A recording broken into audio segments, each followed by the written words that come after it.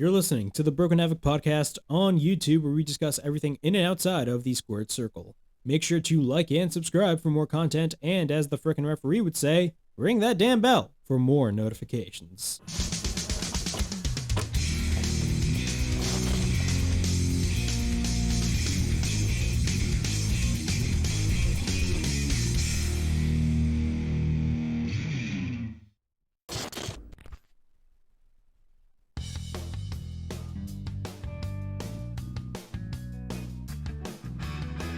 What's up, everybody? It is Broken Havoc here on the Broken Havoc podcast with Old School Showcase Episode 3. This week, I'm going to be reviewing WWE Vengeance 2006. It is the return of D-Generation X.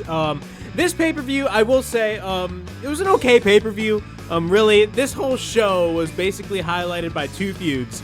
The DX feud, of course, the return of DX going up against the Spirit Squad, and of course, the ECW feud with John Cena. We had three ECW type matches, of course, involving ECW wrestlers. The first being Kurt Angle versus Randy Orton, John Cena versus Sabu, and then, of course, RVD versus Edge, which I will say, they had a really good match on this show. Of course, this is the continuation of RVD's short-lived title reign. Of course, a couple weeks later, he got busted for possession, and I believe he was speeding as well.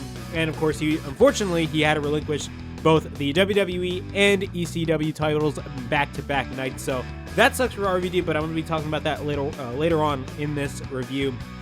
But overall, I thought the show was okay. There's a couple of things on the show that was really stupid, I will say that. You know, a couple of stuff on the show that just absolutely made no sense. You know, some cartoon bullshit. You know, we had Eugene versus Umaga, which absolutely, it was probably like the worst match on the show. And we had Kane versus the Imposter Kane, which is arguably one of the dumbest things I've ever seen. But I'm going to be talking about Vengeance 2006 right here on episode 3 of Old School Showcase. But before I get on with the review, make sure to like and subscribe for more content right here on the Broken Havoc podcast. Tomorrow I will be uploading the AEW Rampage and SmackDown reviews right here on the channel, so be on the lookout for those reviews. And now I'm going to get on with my Vengeance 2006 pay-per-view review right here on episode 3 of Old School Showcase. So yeah, we got Vengeance to talk about. Overall, this was not a bad show. Again, the majority of this show is basically building up to the return of D-Generation X. Of course, DX made their return a couple of weeks prior on Raw, where, you know, basically Shawn Michaels helped out Triple H in taking out the entire Spirit Squad. And I will say this, the Spirit Squad is an absolute joke. And I will say this, I hate the Spirit Squad gimmick. It's absolutely stupid. And you guys know me, I absolutely hate, like, really cartoonish and stupid gimmicks in wrestling. It's just embarrassing to watch. Could you imagine if you had, like, you know, your mom or your dad just coming in your room and you're watching this stupid shit like the Spirit Squad when you're watching wrestling? Like, it's really embarrassing to watch. I will say that. But we're going to be talking about Vengeance. Of course, the show kicks off with ECW's Kurt Angle versus Randy Orton, of course, in a rematch from One Night Stand 2006, in which Randy Orton lost and got absolutely destroyed by the ECW crowd inside the Hammerstein Ballroom. But overall thoughts on this match, this was a really good opener to the show. I really enjoyed, you know, the chemistry that Kurt Angle and Randy Orton have in the ring.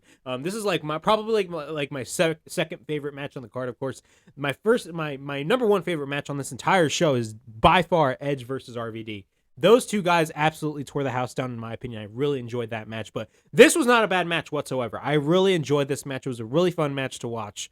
You know, another thing I want to discuss is the commentary team. Of course, the commentary team. This is a Raw pay-per-view. I forgot to mention that this is a Raw exclusive pay-per-view. This was back when WWE were still doing those brand exclusive pay-per-views for Raw and SmackDown. And of course, ECW just became a brand of its own. So they just had their One Night Stand show. And then, of course, in a couple months, they had the disastrous December to Dismember pay-per-view. But this was a Raw exclusive pay-per-view, and it had a couple of ECW talent there because, as I stated earlier in the last episode of Old School Showcase, there was you know, there was a couple of, there was ECW on Raw storylines. There was, like, a lot of people were saying this, you know, if they were ever reviewing ECW on Sci-Fi, people can agree with me on this. You know, ECW, especially the first few episodes, you know, it was basically a continuation on what was going on Raw. And, you know, you can definitely see that if you watch the first few episodes of ECW on Sci-Fi. And, of course, it really highlights everything on this pay-per-view. And, of course, we got Randy Orton versus Kurt Angle, which is one of the matches, the interpromotional matches But the commentary team, of course, is Jerry Lawler versus not Jerry Lawler versus Jerry Lawler and Jim Ross, good old JR Jim Ross. So about the commentary team, I love JR and the King. JR and the King. They're honestly one of my favorite, if not my favorite, commentary team of all time. I just love the chemistry that Jim Ross and Jerry Lawler have whenever they speak. But I'm pointing the commentary team, I'm pointing them out on this particular show. It's because of the fact that, of course, we all know that with this whole ECW feud going on, Jerry Lawler is calling ECW extremely crappy wrestling. But for God's sakes, bro, Jerry Lawler, like old school Jerry Lawler, like heel Jerry Lawler, always does these like sex jokes, man, on commentary. And like I remember during the Edge and RVD match, Jim Ross actually called him out for that, which is actually one of the funniest things ever. But I'm going to be talking about that later on this review of Vengeance 2006. But the show kicks off with Randy Orton versus Kurt Angle. Of course, this is ECW's Kurt Angle. That version of Kurt Angle did not last long in not only ECW but in the WWE because of the fact that he was granted his release. I believe then in 2 months, in August of 2006. And of course, in October, he made his debut in TNA. In his first match back at Genesis 2006, he wrestled Samoa Joe in the first of a whole series of matches between the two. But that is another story for another time. So one thing I will say about this version of Kurt Angle is I love the wrestling machine Kurt Angle, because they were booking Kurt Angle like an absolute monster. They were booking him like an absolute killer, and that's what I really enjoyed about this version of Kurt Angle. And a lot of people, and I've stated this in my ECW on Sci-Fi review, and of course, episode 2 of Old School Showcase, that they really, a lot of people were calling Kurt Angle at this period of time, and not only during this period of time, but when he went to TNA, especially, the first couple of years that he was in TNA, Kurt Angle, a lot of people called him Perk Angle because of the fact that, the guy took a lot of painkillers. He was still struggling with a lot of addiction problems. A lot of problems, Kurt Angle was going through personally during this period of time. But Kurt Angle somehow still put on the best match he could possibly put on, man. And, you really got to respect Kurt Angle for that. But the show starts off with Randy Orton versus Kurt Angle. One thing I will say, with Kurt Angle's ECW theme, it's basically the same You Suck theme, but it's a slight modification of it, so the fans won't chant "You suck." But the fans figured out a way. Of course, this show is taking place in Charlotte, North Carolina. Of course, that is Ric Flair's hometown. But the crowd in Charlotte was really good. I really enjoyed this crowd on the pay-per-view. But they still found a way to add that "You suck" on that new slightly edited version of Kurt Angle's ECW theme. So that was actually really funny to see. But the match starts. Randy goes on the middle rope, and there was a famous meme of Randy Orton doing this. Yeah, that's where that meme came from. Orton again goes for the ropes. He tries to avoid Kurt Angle in the beginning. Kurt Angle then goes for a double leg takedown, but then he goes after Randy technically. So there's a lot of technical wrestling going on in the beginning stages of this match. Then we get a hammerlock. Then Angle goes for the cover from the hammerlock. We get a cover and a near fall. Both lock up. Angle then grabs the leg of Orton. We get a right hand by Angle. Then he goes to the apron. Then he tries to go for a German suplex. He tries to German suplex Randy from the apron onto the outside, but then Randy holds on to the top rope. That would have been extremely painful if that actually went down. Orton goes for a couple of back elbows, taking Angle to the outside. But then Kurt German suplexes Randy on the outside, which looked absolutely painful. Like, that hurt. I could tell that hurt. He German suplexes Randy on the outside. Then Kurt goes to the outside, and then Angle goes for a suplex. Of course, Angle goes for those bitch slapping around Randy Orton. He bitch slaps Randy Orton just like he did at One Night Stand in the previous, I believe, prior 2 weeks ago, I think it was. We got a thumb to the eye of Angle by Randy. Randy then goes for a drop kick, but then sends Angle to the outside. He works on Angle on the outside, and he sends Angle to the ring. We get a cover by Orton and a near fall. We get repeated rights by Orton. We get a knee drop by Randy on Kurt Angle. We get a reverse chin lock by Orton on Kurt. Then Kurt reverses it and hits a Samoan drop after that. Kurt regains control. Then we get a reverse elbow by Orton. We get a cover by Orton and another near fall after that. Then we get a side chin lock by Orton again. A lot of side chin locks by Randy Orton in this whole match. Orton then uses the rope without the referee looking. Then Kurt tries to fight back, but runs into a knee by Orton. Then a knee drop by Randy. We get a cover into near fall. Randy again applies the reverse chin lock, but then Kurt reverses it into an arm drag. Then Randy counters back into a clothesline. Orton then goes to the top, but Angle comes back and hits a belly-to-belly suplex off the top. Yes, a belly-to-belly suplex off the top, and drops Randy right on his head, which, again, bro, that was really painful to see. That should be a catchphrase right here on the channel. That's really painful to see. We get a couple of belly-to-belly suplexes by Kurt. He tries to go for the Angle slam, but then Randy counters into a backbreaker after that. We get a cover and a near fall. Randy then looks for the RKO, but then Kurt sends him to the corner. Orton then tries to take off the turnbuckle pad, but then Kurt catches him and hits multiple German suplexes on Randy Orton. Then it's Suplex City time. Yes, I said Suplex City, even though it's not Brock Lesnar. It's Kurt Angle. So it's Suplex City featuring Kurt Angle. Orton is on the outside. We get a cover by Angle and a near fall.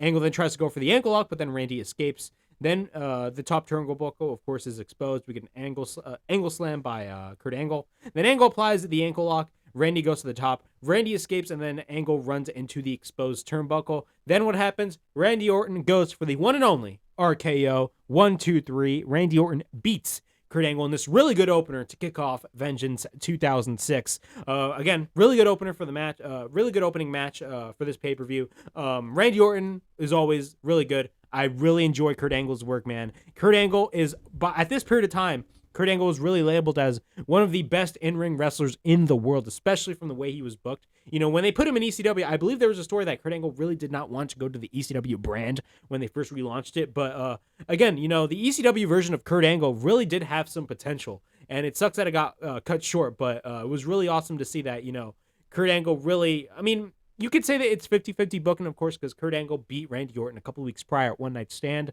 But I feel like, you know, if this is a WWE pay-per-view, you would definitely do see the WWE guy winning. So I definitely see that being the case. But overall, this was a really good match to kick off Vengeance.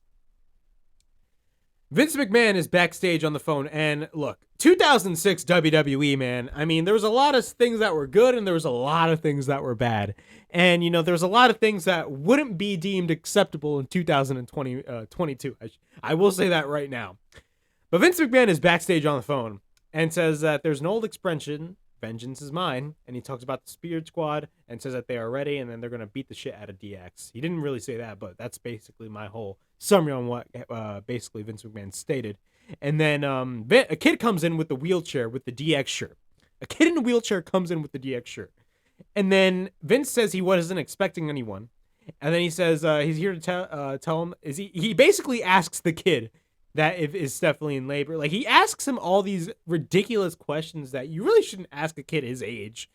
And then what happens is that, you know, Vince tells the kid that he's going to take him to he's going to take him on a ride to the highway to hell, and then sends him out rolling.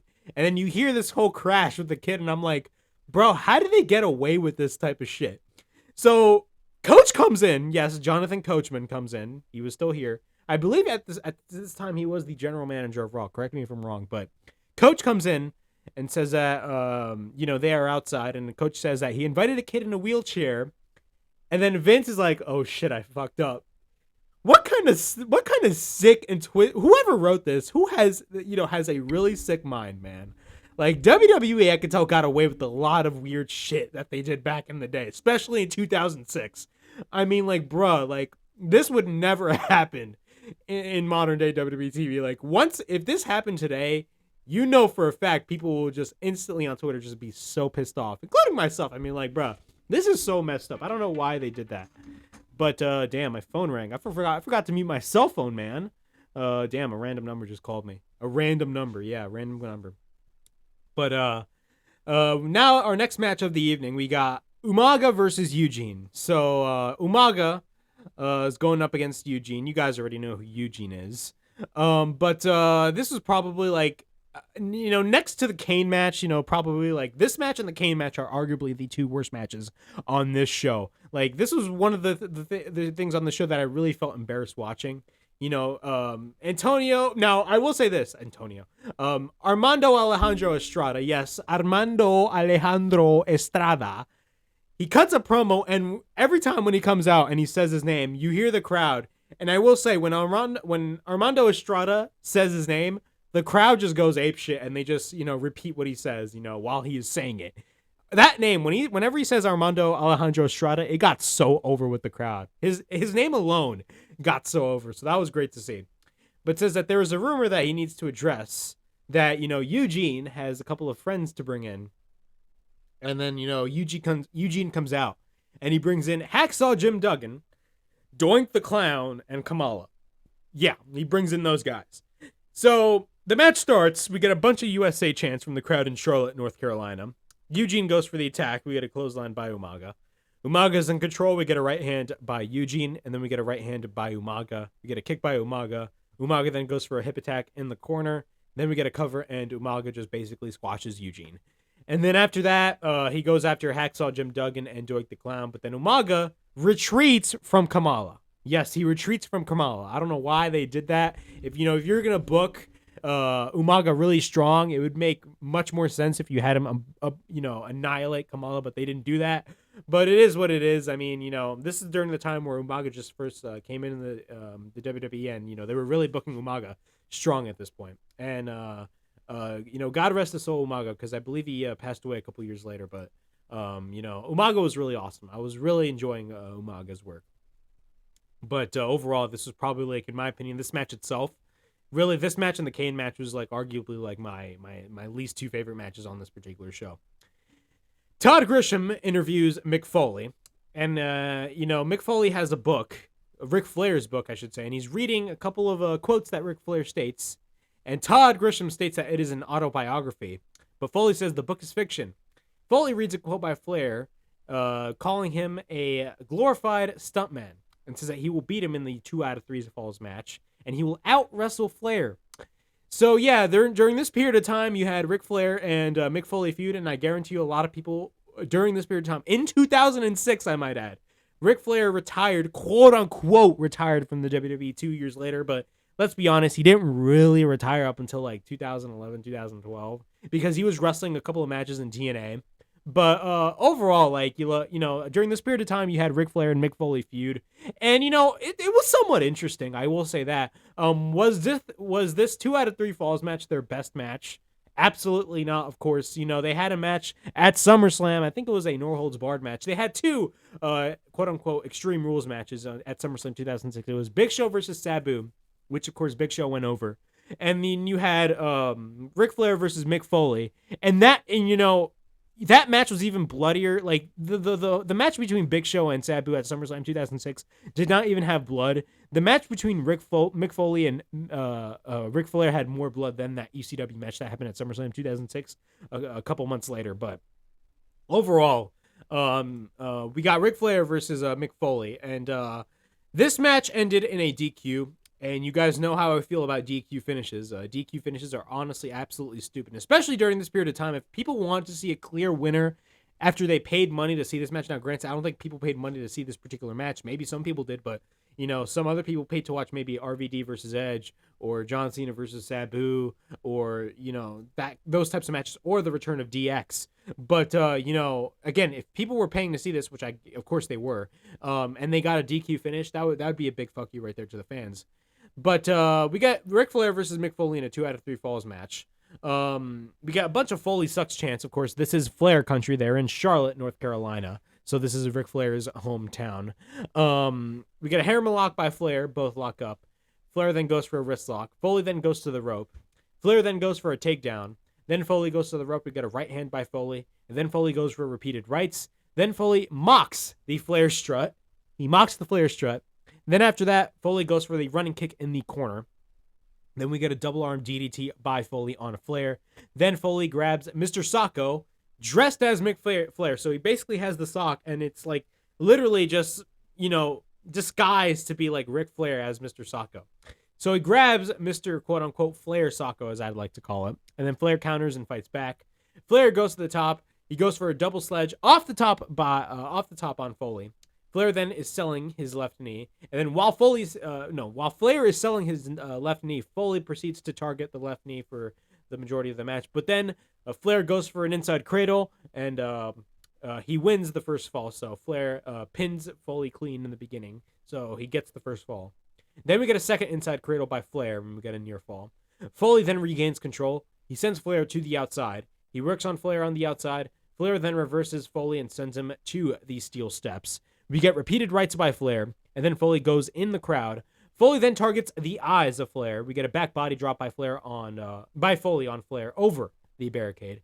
Both get back in the ring. Then we get a bunch of Foley sucks chants again. But then Foley grabs the garbage can under the ring. Flair then goes for a takedown. He applies the figure 4 leg lock. But what happens? Foley hits Flair with the garbage can that he had in his hand and causes a disqualification, which was absolutely stupid. But technically, Flair did win. But still, I mean, he won via DQ, which was absolutely dumb. And of course, the viewer that paid money to see this show would not have liked to see a DQ finish, but they got it instead because WWE is that retarded. But yeah. Flair wins via DQ, but then Foley continues to hit him with the trash can. At this point, Ric Flair is busted open, and when it comes to Flair like blading, to bleed and all that stuff, Flair goes overboard. A lot of people say Cody Rhodes always blades a lot whenever he wrestles like a big match, like he blades like crazy. But bro, Ric Flair, especially later on in his career, like for 2006, 7, 2010, Ric Flair be blading like crazy. Like, and a lot of people say it was really sad to see that, but like, I get it. Like, it was really sad. Like, really, you have these guys at their age just blading like that. Guys like Ric Flair at his age in 2006, I might add, blading like that. But of course, this wasn't over with their feud. Of course, they did wrestle at SummerSlam 2006. I do not remember who won that match, but I remember it was definitely a really bloody match. Their feud was continuing all the way up till SummerSlam. All right, we got one match that I actually really enjoyed. This was a really good match.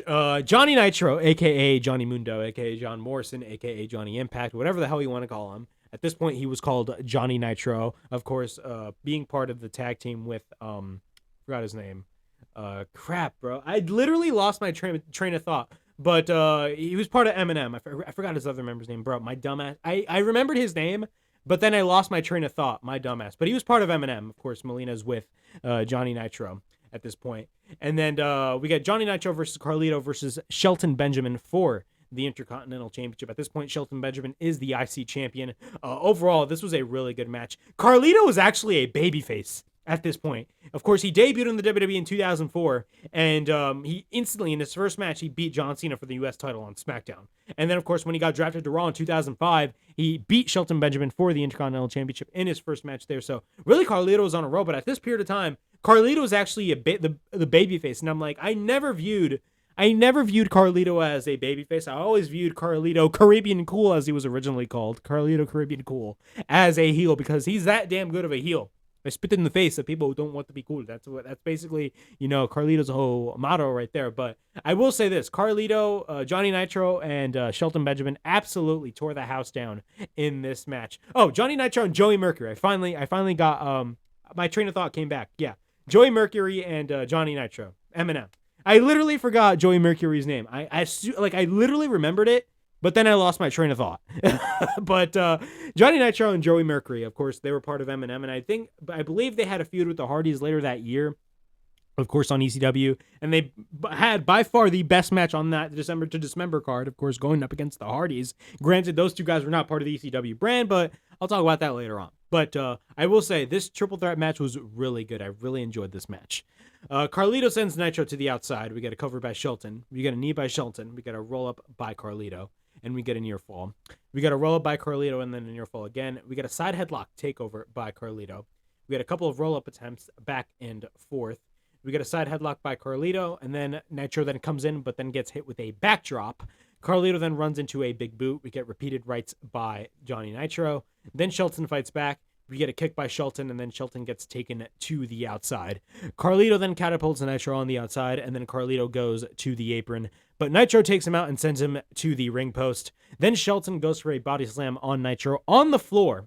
And then we get a springboard senton by Carlito onto the outside. Nitro and Carlito are then inside the ring. We get a cover by Carlito and a near fall. And then we get a couple of chops by Carlito. Nitro then goes for a Russian leg sweep. Then Melina...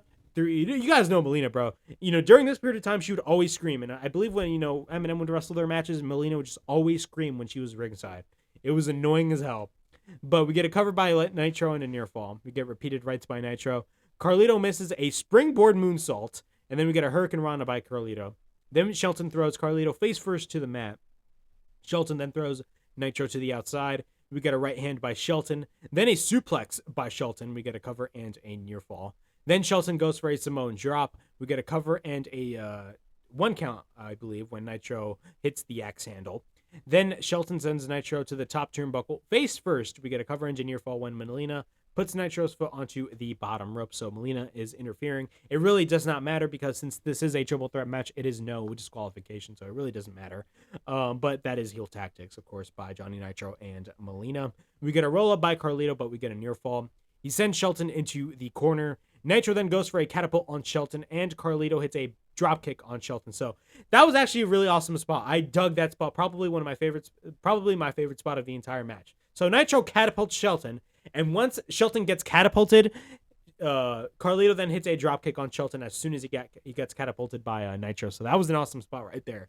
We get a cover and near fall. Then Nitro takes Carlito to the top. Then Shelton shakes the top rope to basically,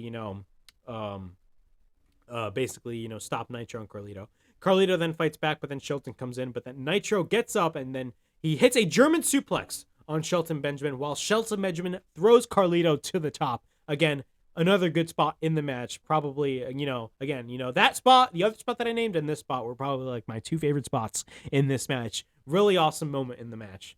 We get a cover by Nitro and a near fall. We get a right hand by Nitro, and then he sends Shelton into the corner. We get a clothesline by Carlito. At this point, Carlito is in control. Carlito goes for an inside cradle, but then Johnny Nitro interferes. We get a springboard double elbow by Carlito. Caribbean cool. And then we get a cover and a near fall. Then we get a cover on Shelton and a near fall. And then Carlito sends Nitro to the outside. Shelton then goes for a thrust kick after that. Then we get a cover by Shelton and a near fall. Shelton then escapes the suplex, but Carlito's counters back into a backstabber. But then, as soon as Carlito hits the backstabber, Nitro, who was on the outside, pulls Carlito outside of the ring. Nitro goes for the cover on Shelton. 1, 2, 3. Johnny Nitro steals the victory by pinning Shelton Benjamin, even though he did not hit the backstabber. It was Carlito. So Carlito basically had the match won, but of course, Nitro, being the heel that he is, slides Carlito out and covers Shelton Benjamin and wins the Intercontinental Championship. Overall, this was a really fantastic triple threat match. The spots in the match were really awesome. Shelton Benjamin, Johnny Nitro, and Carlito looked amazing. These guys definitely gave it 110% in this match. And, that's what I got to respect. Johnny Nitro, a.k.a. John Morrison, is, probably one of my favorite wrestlers out there. Carlito's really good in the ring. And, bro, Shelton Benjamin, although Shelton Benjamin was not really that good when it came to his promos, bro, in the ring, Shelton Benjamin had it, man. Like, Shelton Benjamin, was probably one of the best in-ring technicians you could possibly see during this era. During the Ruthless Aggression era, I believe he was part of the original, that same class of OEW with Brock Lesnar, Batista, and John Cena. So he was part of that class. But it sucks that, Shelton Benjamin didn't really get a glimpse at the main event scene. But at least he did win the Intercontinental title. I mean, but of course he dropped it on this match. But again, Shelton Benjamin is probably one of the best wrestlers during this period of time, man. Shelton Benjamin was really that damn good. The Spirit Squad is backstage. Vince McMahon comes in and says, no one makes a fool about Mr. McMahon, and says that DX, that damn DX, as Vince McMahon would say, says that it's a disease, and then Vince sees a box of, I shit you not, a penis enlarger. Yes, there was a box of that. And he goes to the bathroom with the box. It blows up, and then it's green paint all over. So during this period of time when DX, did their whole reunion stuff in 2006, there was a lot of bathroom humor and a lot of bathroom pranks that, were really funny. I will admit, had me laugh my ass off. But at the same time, I mean, there's so much bathroom jokes. I mean, you hear these stories that, Vince loves bathroom humor, but I don't know, man. It is so weird having these types of things, these things happen on a wrestling show. But, it was pretty entertaining. It was pretty funny to see. But, this was during the period of time where, DX were making Mr. McMahon's life a living hell, as, Jim Ross would state. But it is what it is. It's D-Generation X. What do you expect? You know what I'm saying? All right, here's another great match. Probably my favorite match of the entire evening.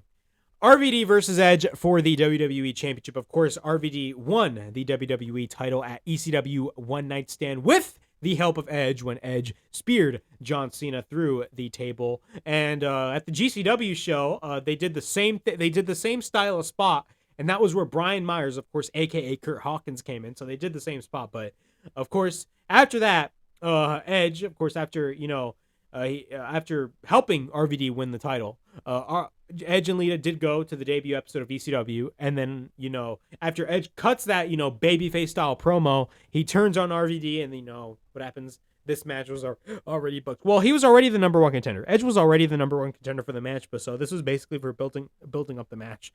But overall, this was a really good match. I enjoyed this match for what it was, man. RVD is amazing. Edge is amazing at what he does. Some of the spots on this match, man, there's a lot of spots that, were really stiff and painful, man. You can tell a lot of spots on the outside that, bro, if I was a wrestler, I'd be scared to death about what would happen to me after if I took those types of spots. And the majority of those insane spots happened on the floor on the outside of the ring. But I'm going to be talking about this match. But before this match starts, Edge cuts a promo, says that he was flying from Toronto, and says that the WWE title being in ECW is as bad as the Stanley Cup being in North Carolina, and he basically puts over Canadians. Of course, Edge is from Toronto, so that's why he is doing it. He's getting that cheap heat. But so this is during the storyline where in kayfabe the WWE was stating that the WWE's not the title is not in the WWE, it's an ECW. But ECW is a WWE show, so that really makes no sense. They really tried to distinct ECW. In the beginning of them relaunching ECW, they really tried to distinct ECW away from Raw and SmackDown. Like, they really tried to make it like its own unique, separate entity. Kind of like what NXT was when Triple H was running it. But that completely fell flat on their faces. And, over time, the ECW brand basically became just a normal third brand under the WWE umbrella, and it just became another WWE show. But in the beginning, they were really trying hard. They were trying extremely hard to make this thing work. And sadly, it did not happen because a lot of things were going on behind the scenes. Of course, RVD a couple weeks later would get arrested. And, that basically spelled the end for RVD's title run. But I'll talk about that later on. But the match starts. Both lock up. We get a waistlock takedown by Edge. Both lock up again. And then we get a right hand by Edge in the corner. Then he sends Edge to the corner. We get a roll up by RVD. And we get a near fall. Both lock up again. Edge misses a right hand. Goes for repeated rights on Edge, that being RVD. RVD, now this was an awesome spot in the match. So RVD misses a moonsault off the top. Edge ducks. And then Edge goes to the top and tries to go for a crossbody off the top, but then misses. And then RVD, while he is standing in the ring and Edge is laying down on the mat, he hits a standing moonsault after that. That was an awesome spot in the match. It really set the tone for what this match was basically going to be. Edge ducks, and then Edge misses a crossbody off the top. Well, actually, no. That was basically the same thing that I stated. RVD shows off, and then we go for a spinning kick by RVD. RVD wants to go for the Rolling Thunder, but then Edge retreats to the outside. RVD then goes for the baseball slide. RVD then is on the outside. RVD then goes for a moonsault off the barricade. Then he sends Edge to the ring. Lita then grabs the leg of RVD and pushes her off. We get a sunset flip powerbomb over the top rope by Edge, landing RVD to the floor. Bruh, that was a spot that that is a spot that no wrestler wants to take, and I guarantee you that, man. But that spot was, oh my God, man. That was stiff as hell. That was definitely painful, man. But we get a cover by Edge and a near fall. Edge goes for a right forearm. Then we get a couple of right hands by Edge in the corner. Edge goes for a hammer throw, and we get Edge goes for another hammer throw onto the other corner of the ring. He continues to work on RVD, and as I mentioned in the beginning of the review, of course, I love Jerry Lawler and Jim Ross. Probably again my favorite commentary team of all time. But throughout this show, of course, Jerry Lawler not only runs down ECW as he always does, naming them extremely crappy wrestling, but he does a lot of sex jokes, as heel Jerry Lawler would always do. And this line by JR, I actually took note of because it was hilarious, man. So Jim Ross told Jerry Lawler on commentary, does everything in your life have to be all about sex? We have a WWE title match. In some way, you have a segue to sex. That line by Jim Ross was hilarious, man. I laughed my ass off. Listening to Jim Ross just berate Jerry Lawler on that line alone. That was just funny as hell. I laughed my ass off when Jim Ross said that. But I just had to keep note of that. That was hilarious. If everything, does everything in your life have to be about sex? We have a WWE title match, and in some way you have a segue to sex. That's what Jim Ross told Jerry Lawler on commentary. That was hilarious. But let's go back to the match. RVD fights back. Edge then targets the eyes of RVD. Later, RVD takes Edge to the apron, but then RVD goes for a crossbody, landing Edge and himself onto the outside. RVD then goes for a front suplex on Edge on the top of the barricade. Then RVD wants to go for the spinning leg drop, but then Edge ducks and lands onto the barricade. So that was another really bad spot for RVD. We get a cover by Edge inside the ring and a near fall. Edge then sends RVD to the outside. Edge then powerbombs RVD onto the barricade. He sends RVD in the ring. We get a cover by Edge and a near fall. Edge goes for repeated stomps. We get a backbreaker by Edge. Edge then applies a back submission on RVD. RVD then tries to fight back with a couple of kicks. We get a right hand by Edge, then by RVD. Both proceed to exchange shots after that. We get a big boot by Edge, and then he takes RVD into the corner. Edge goes for a hammer throw on RVD into the corner. Edge then runs into a boot by RVD. RVD then goes to the top and then tries to hit a tornado DDT, but Edge counters. Then RVD goes for a kick. We get a high kick to the face of Edge. Then after that, we get a springboard kick by RVD. We got a couple of clotheslines by RVD. Then RVD goes for a back body drop. We got a German suplex followed by a bridge pin attempt, and we get a near fall. Edge then counters the Rolling Thunder into a power slam, so that was great to see. We get a cover and a near fall. Edge then sends RVD to the corner. RVD fights back. Then he goes to the top. RVD hits a thrust kick off the top after that. RVD then goes to the top again and tries to go for the 5-star frog splash, but then Edge retreats, but then RVD goes for the Rolling Thunder onto the back of Edge. So that was another awesome spot, So RVD took plan B instead of plan A. Then RVD goes for the split-legged moonsaults. We get a cover and a near fall. Edge then later ducks, and RVD hits the Van Daminator to the referee. Then after that, the referee is knocked down. Then Lita then grabs the WWE title, but then RVD goes for a Van Daminator on Edge with the belt. So at this point, Edge, after that spot, Edge started to bleed.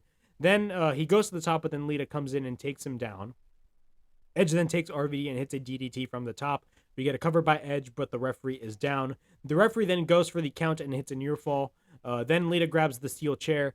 Edge wants to go for the spear, but then lands on Lita onto the chair. RVD goes for the top. He hits the 5-star frog splash. Cover 1, 2, 3, and RVD beats Edge and retains the WWE title. What are my thoughts on this match, man? This was an awesome match. A really awesome match. Edge and RVD tore the house down on this in this match, man. My only gripe is the match placement, man. This is your WWE title match, and the fact that it's in the middle of the card, and this is followed, I believe, by Kane versus Imposter Kane. Let me check my notes real quick. Yeah, this match was followed by not followed, but Kane versus the Imposter Kane happened after this match. I'm like, why would you have that match take place after this awesome ass match? This match should have been like at least I understand that DX was definitely the main event, but you could have at least had this match happen, after the Lumberjack match and before the DX match. The fact that it was in the middle of the card made absolutely no sense. WWE, really kind of sucks when it comes to match placement. That is my opinion. But, again, it made no sense for this match to happen in the middle of the card, considering the fact that this is a WWE championship match. So that should at least be in the main event, or at least before the DX match. The WWE didn't do that. But it is what it is. So what happened after RVD's title reign? He defended the WWE title against other guys. Of course, he defended the belt against John Cena the next night on Raw, retaining the title in controversial fashion, I believe. I got to rewatch the match.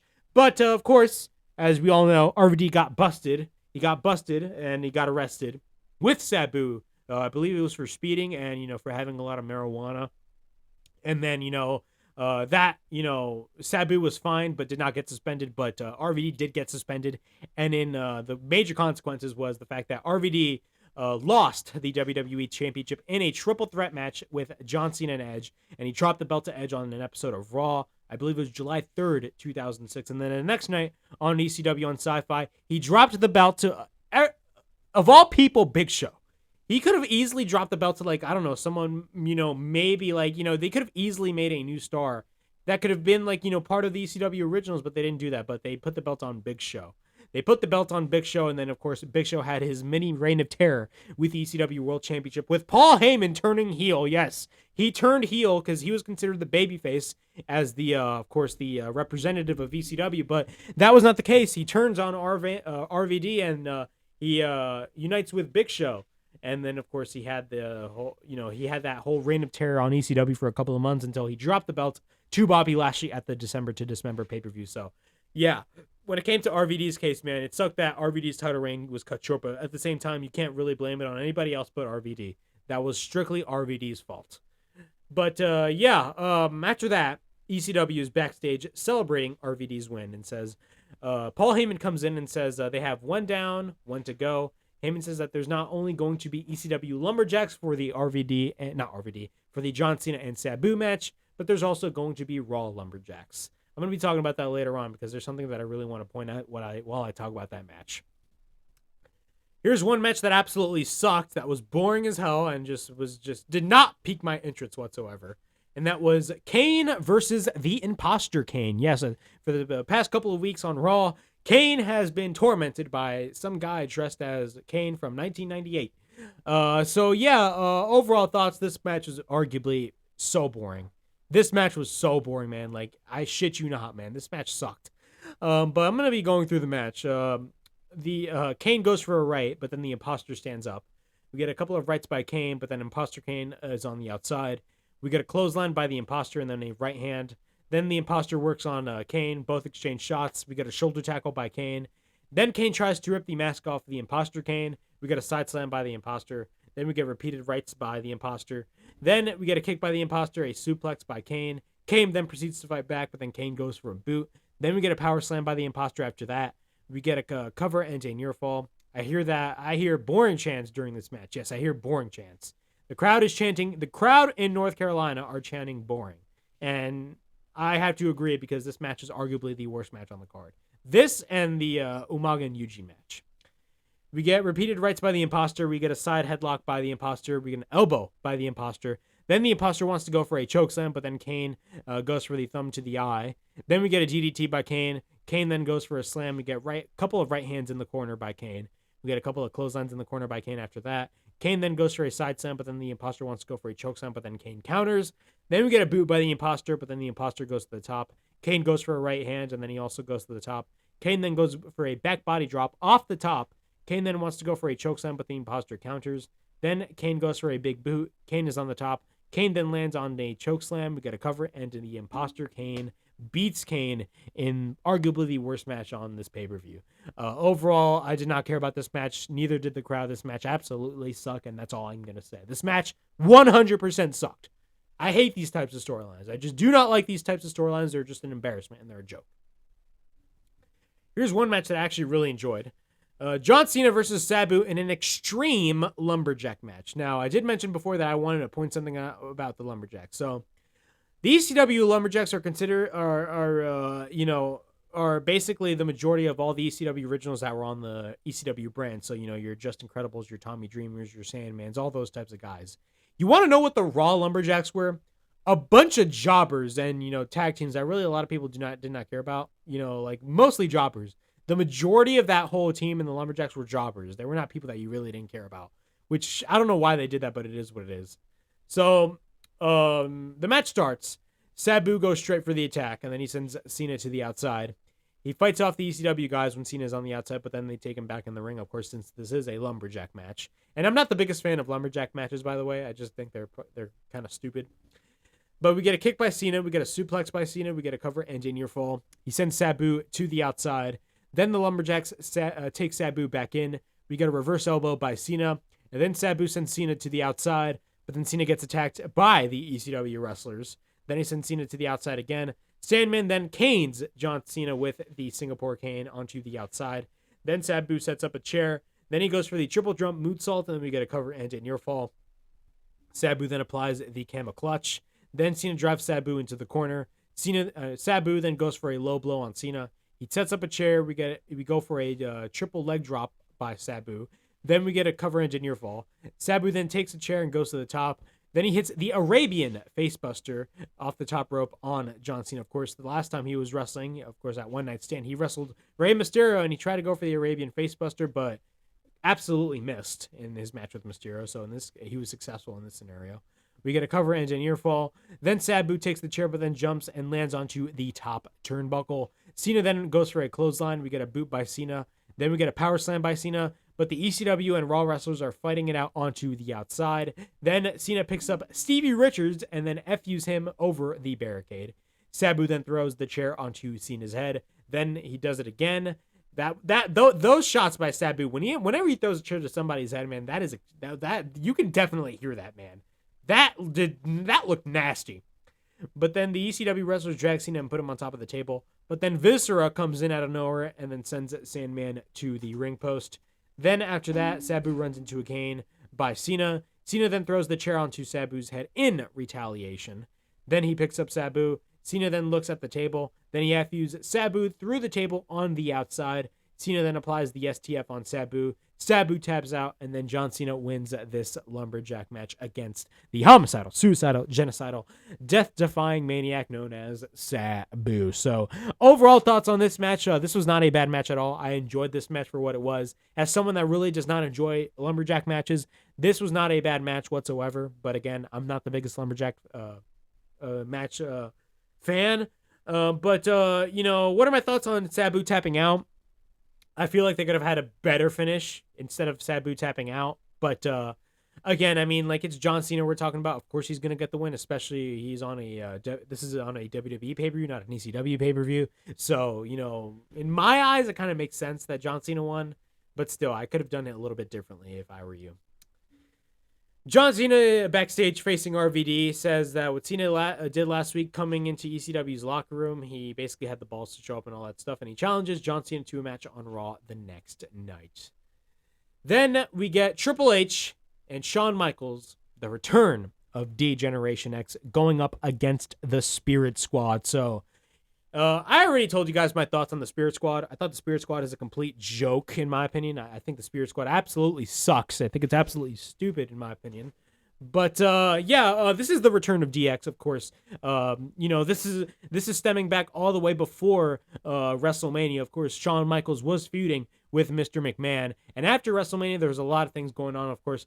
They did this whole storyline where, they did this whole match at Backlash where Shawn Michaels was facing Vince McMahon and God in a handicap match. Like, I don't know about you, man, but like Vince McMahon in 2006 was just absolutely out of his fucking mind, man. The amount of the types of storylines that you would see in 2006 regarding Vince McMahon. I mean, I don't know why, man. I don't know what was wrong with Vince McMahon, but like the guy was just out of his mind. I don't know what the hell, who came up with these types of storylines, but whatever. The Spirit Squad, of course, then, Triple H was like the right-hand man and all that stuff. But then later on, what happens after that, the Spirit Squad, then, Triple H basically, goes after the Spirit Squad. And then, with the help of Shawn Michaels, they reform DX. And it was a big deal. It was a really big deal during this period of time because DX, I believe, disbanded around 2000? Yeah, 2000. And, we thought we were going to be getting a DX reunion in 2002 when Shawn Michaels came back, but that was not the case. Of course, Triple H turned on Shawn Michaels, and that was the beginning of the Triple H versus Shawn Michaels feud. And that lasted from 2002 all the way until 2004. So, that was great. Those matches, the series of matches, especially the first match, which was the non-sanction match between Shawn Michaels and Triple H at SummerSlam 2002, is arguably one of my favorite matches of all time. I really loved the first match between Shawn Michaels and Triple H. Of course, Shawn Michaels did win the Elimination Chamber, the very first Elimination Chamber at Survivor Series 2002 to win the world title, but then dropped it at Hunter the next month at Armageddon. And then, they've been feuding a lot from 2002 through 2004. They had a bunch of matches. But, of course, this is the reunion of DX, and, DX is back, officially back this time, not in a BS way. But the Spirit Squad, of course, I get confused with all the names of the Spirit Squad because they all look the freaking same. Of course, the two members of the Spirit Squad that come out of my mind is, of course, Dolph Ziggler and Kenny. I believe his name is Kenny Dykstra. Yeah, aside from those, everybody else is just flat out forgettable. But of course, Triple H does the DX line. Are you ready? And then for the millions, for the thousands in attendance and millions watching at home, let's get ready to suck it. All that stuff. And then if you're not down with that, we've only got 2 words for you: suck it. The typical DX line.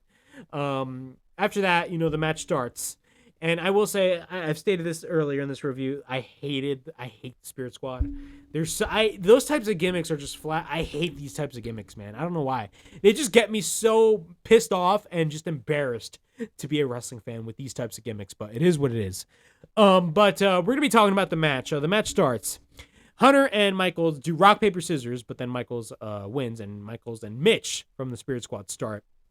We get a side headlock by Michaels. Michaels then stomps on Mitch. We get a cover by Michaels. We get a chop in the corner. Mitch then fights back. He goes for a couple of rights and lefts. We get a chop by Michaels, and then we get a knee by Mitch. Then the Spirit Squad then go after Michaels. Then Triple H and Michaels go after Mitch. Then DX cleans house and takes them all to the outside. At this point, Johnny is bleeding, and Johnny is the legal man.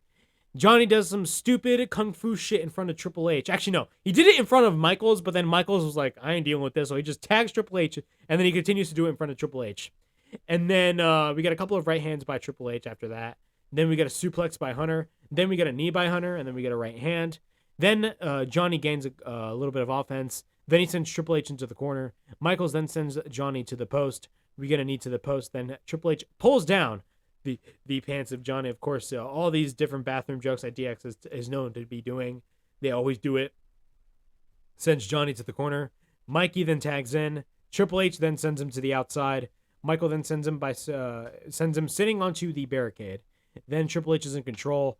The Spirit Squad then go after Triple H. Then he sends Triple H to the steel steps. They take him back to the ring. Mikey's in control. Kenny then tags in. We go for a boot. He goes for a boot. Then he sends Kenny into the corner.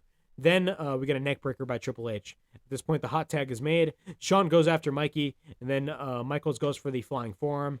We get an inverted atomic drop by Shawn Michaels, the one and only Mr. WrestleMania, Shawn Michaels.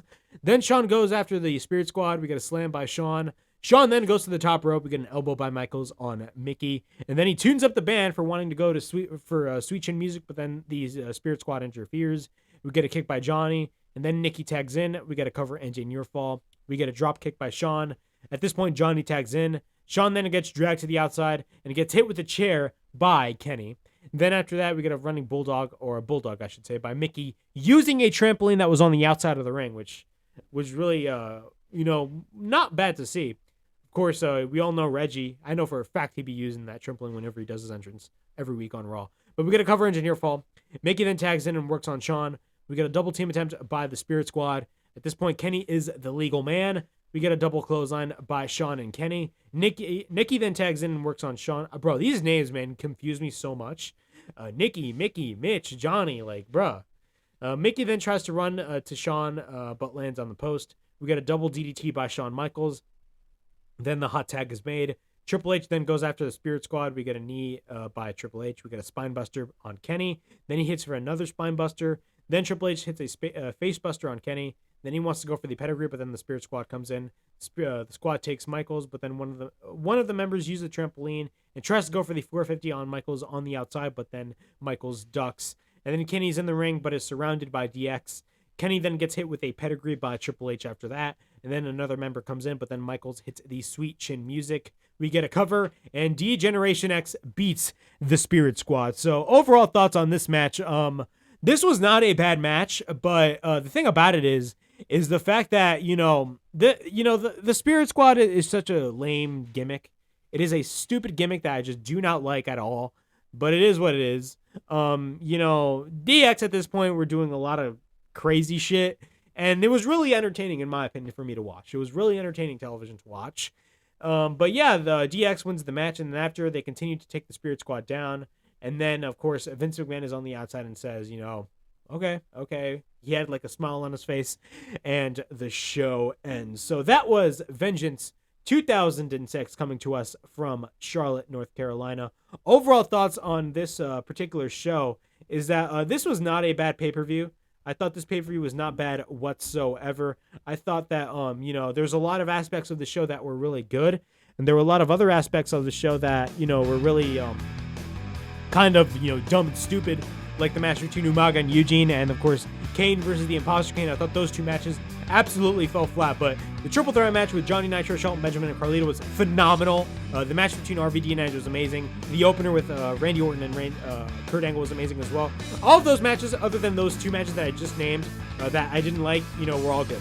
All those other matches, especially this match, was not bad, but overall thoughts on this show, this was not a bad show at all. I actually really enjoyed the show. There's just a couple of things that I didn't like about the show, but this was a fun little show to watch, really good show to watch. I loved DX. DX is really entertaining to watch, and especially the ECW stuff, but of course, we all know the failure of the ECW brand, and it's basically well documented in all of our heads that the ECW brand as a whole basically just was dead. It was dead from the start. But yeah, that was my Vengeance review overall. It was not a bad show. I enjoyed the show for what it was. But yeah, that was my Vengeance review Vengeance 2006 review, I should say, on episode 3 of Old School Showcase. Next week on Old School Showcase, I will be discussing TNA Victory Road 2004, the very first monthly pay-per-view in TNA's history. So that is going to be a really fun show to talk about. I really want to talk about TNA as well. So this is a really important pay-per-view. Their first two pay-per-views, Victory Road and Turning Point, for the next 2 weeks. Of course, next week I'm going to be doing Victory Road, and then the next week I'm going to be talking about Turning Point, with arguably my favorite match in TNA history, with Triple X going up against America's Most Wanted inside Six Sides of Steel. So that is in 2 weeks. But next week I'm going to be discussing Victory Road 2004 on episode 4 of Old School Showcase. So yeah, be on the lookout for those videos. And please like, subscribe, comment down below, push that bell for notifications, and be on the lookout for more videos right here on the Broken Havoc podcast. And as always, this is Broken Havoc, signing out.